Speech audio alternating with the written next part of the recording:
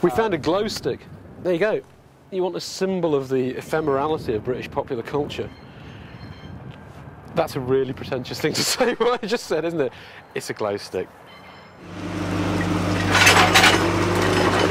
This was a location for 3 or 4 of the vanguard clubs of a period of music that began, you know, in the late 80s, the second summer of love.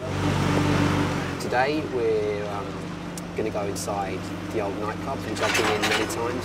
One of the things that I was excited to do was bring in other opinions and ideas onto me being here and just this changing site.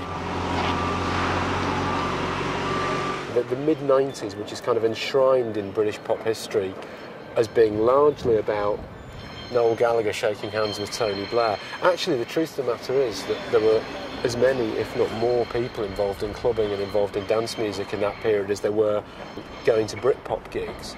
It's just that it hasn't left as much of a lasting mark on British popular culture. Here we go. Oh. You might have heard of this guy. Hey, it's Fat Boy. You mean no one wanted that? I know, that's amazing, isn't it? You thought even he might have wanted it. Leave it behind. As an artist, I'm interested in the locations of these clubs that don't seem to be on the heritage radar of what's happened on the site so far. And the history and preservation of the site really seems to be before the war. And I'm kind of interested in, well, if that something is perhaps being lost, that in 200 years they'll look back and think, why did you just demolish the nightclubs? That's like a lighting control or a mixer or something like that. Wow. This could have been up here. Come around here. So would that have been the DJ booth or something up there? Because it seems unlikely. It seems more like the people would have danced on here.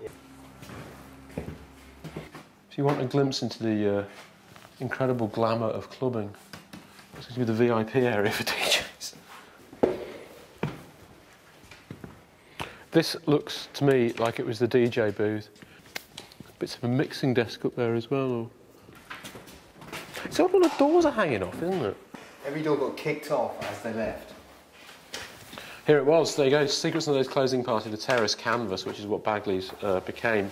Once again, the ineffable glamour of Britain's DJs there in full effect. And no year on it. Yeah.